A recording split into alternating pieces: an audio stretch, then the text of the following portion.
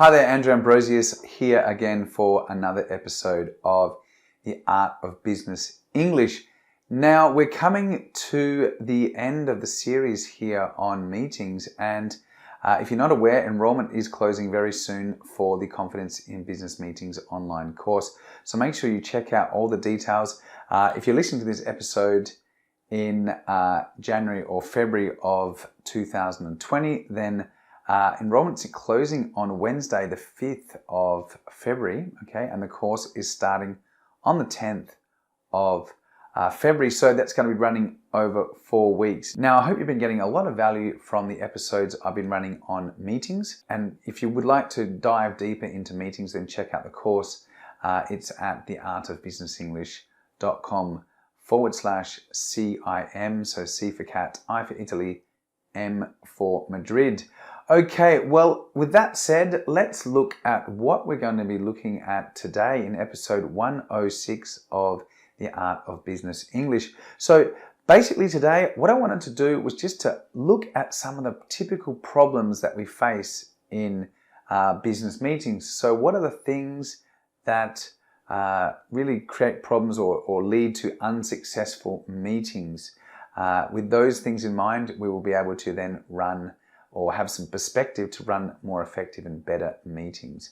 Look, I mean, I'm sure most of you have been to a meeting where you're like, what am I doing here?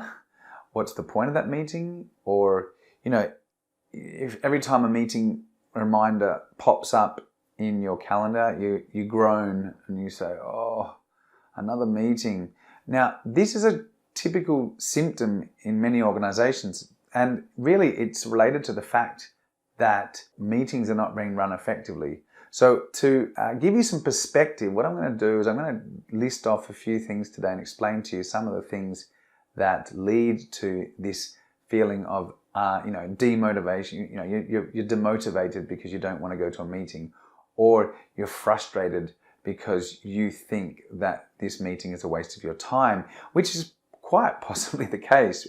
Many meetings are in effect quite unproductive and a waste of people's times. So that is a huge consideration, considering the amount of time that we spend in meetings. And I think if you are a leader, if you're a manager, if you're someone who, if you're a business owner, someone who really is important to the organization and who has to call meetings or run meetings, then this lesson is going to be, or this episode is going to be really important to listen to, because we spend so much time in meetings. We really need to make sure those meetings are effective. Otherwise, we're really wasting company money and company time and not really going to be achieving the outcomes or the goals that we are collectively working towards. Okay, so let's look then at some of the things or the problems that we face in business meetings. So the first one is really probably quite typical, and if you've got someone in your organization who does this, then maybe you should talk to them. If you head over to the Art of Business English website and look at this post entry, you will see I've made a short video on some of the questions you should be asking yourself before you decide to hold a meeting. So this is the first one: holding meetings unnecessarily. Many people just think that, oh, my issue is very important. Oh, I'm the center of the universe, so I need everyone to come to my meeting. You should ask yourself some questions before you actually decide on actually holding a meeting or calling a meeting. So that's the first big issue. The first problem is that people arrange a meeting when maybe that meeting is not necessary. As I said, check out the video on the website. It'll give you some tips on what type of questions and things you should consider before you actually call a meeting. All right, the next tip is a lack of planning, and this is a huge problem. People rush into meetings, or people are attending so many meetings that they don't have time to plan, or the person who called the meeting is not giving the planning of the meeting enough thought.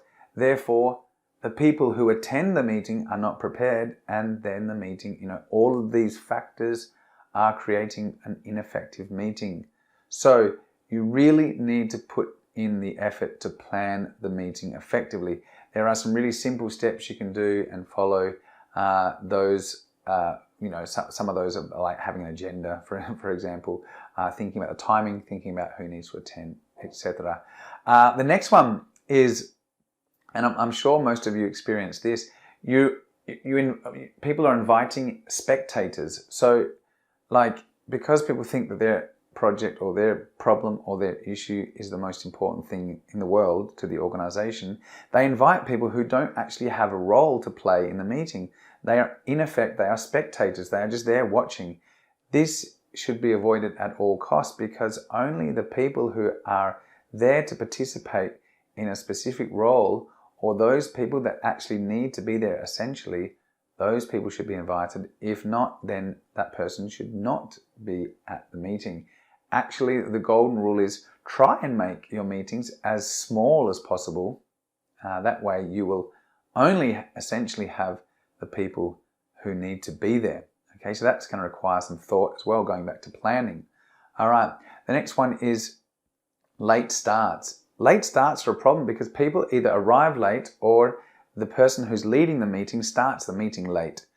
You know, if you start a meeting late, even if the meeting achieves the goals, the studies show that the overall satisfaction of the attendees is lower if a meeting starts late. Okay, even if the meeting then finishes on time.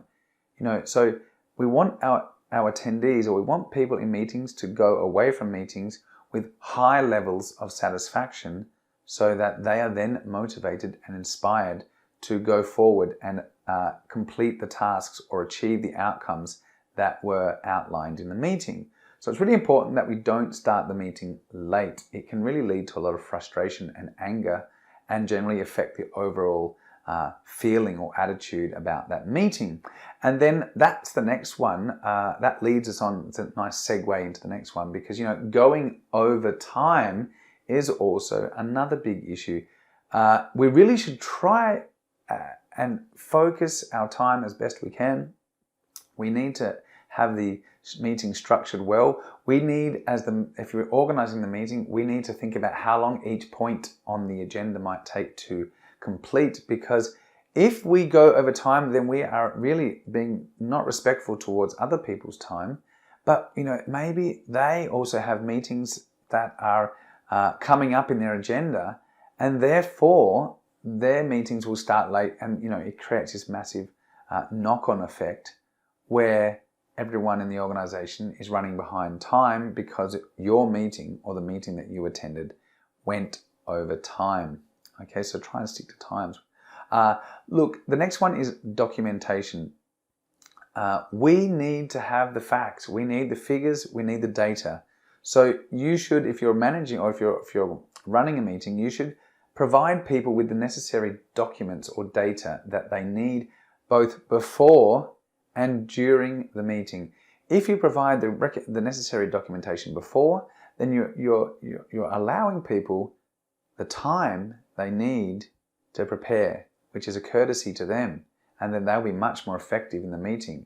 Secondly, you need to have the data in the meeting, because often you're going to be talking about this information, and if you don't have the data or the information, you can't talk about it and you can't make informed decisions. So it's really important that we have all of the data, and that goes back to planning. You need to make sure that you plan and have everything ready to go before the meeting starts. Don't forget to bring relevant data, because people can't make proper decisions without all the information. All right, so let's then turn to the next one.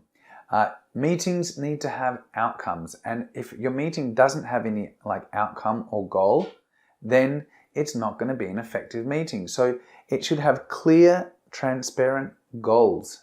If it doesn't, it's not effective. So if, you know, have you ever been in a meeting and the meeting comes to an end and you're like, okay, what did we just do here? Did we do anything? We just spoke for like an hour, and at the end, I feel I have nothing to do. Or did we want to do something? Were we trying to achieve something? That sensation is not going to be conducive to an effective meeting. So clear goals, clear objectives is really essential to a meeting. And also, let's look at the next one, knowing what to say. I mean, this is going to be a big challenge for those of you who are learning to speak English. If you're in an English-speaking meeting, knowing what to say and when to say it can be quite a challenge. So it's important to know the correct expressions and when to use those expressions in a meeting. So that's another big problem that people can have. They don't know how to ask people for their opinions. They don't know how to clarify things when they don't understand. They're embarrassed or they're shy, so they don't say anything. And meetings, really, you need to participate in meetings. If you don't participate in a meeting, then you shouldn't be in the meeting. Like I said before, no spectators, only those who are there to participate. And if you're running the meeting, you need to make sure that you know how to encourage people to participate as well. So knowing what to say is another big one. And this is my second last one before we finish today's episode. This is a huge problem as well, not listening. Many people in meetings don't really listen. For example, they could be daydreaming, so la la la, they're not really listening at all.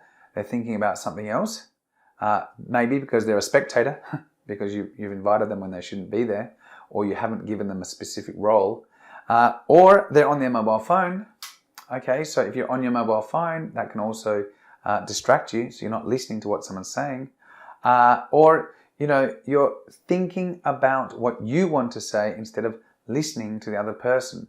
Remember, the golden rule from the 7 Habits of Highly Effective People is seek to understand first before you are to be understood. So try and understand others before you make others understand you. That is a great way to be a much more effective communicator, and you'll be much more effective in your meetings if you really listen to what people are saying. And finally, just to wrap up, another problem that we face in meetings is not having effective follow-up. So, the meeting finishes, we really need to make sure that we check in with people. So if you've had some guests coming or important clients, then drop them an email, maybe give them a call, make sure that everything is clear. Okay, if it's with your staff or your team, then you need to make sure you check in with them, make sure they understand what was agreed, the deadlines, and the next steps moving forward. So following up is really important, because then you'll get much better outcomes and much more effective goal completion. Okay, so those are those are some tips or some ideas to help you start thinking. Those are some of the problems that we face in meetings and why meetings are ineffective or unproductive.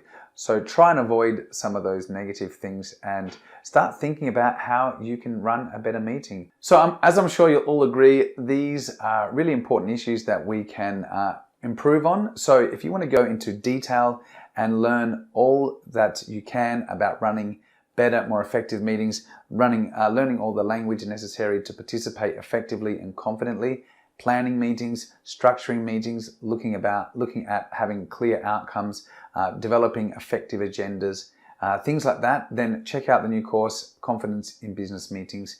It's going to be quite epic. I've got everything in detail in the course. As I said, it's run over 4 weeks. It's going to be great. You'll be there with me. I'll be giving you tasks to complete, so there'll be lots of things to put into action and not just passively learn. So check it all out. You've got the details. It's at theartofbusinessenglish.com/CIM. Enrollment closes on the 5th of February, so I look forward to seeing you all there. I'm super excited about it, and can't wait to have you on board. Next week, we'll have more episodes of The Art of Business English. Let me know if you have any questions or comments. You can drop me a comment in the comment box below on the website, or you can just drop me an email. I'm more than happy to give you some feedback or answer any of your questions. And as always, if there's something that you'd like me to prepare for you or clarify, then just let me know. More than happy to put together something for you, my listeners. And so, if you need anything clarified, just let me know. Okay, people, well, that's it for me. I will see you all next week on The Art of Business English. Take care and bye for now.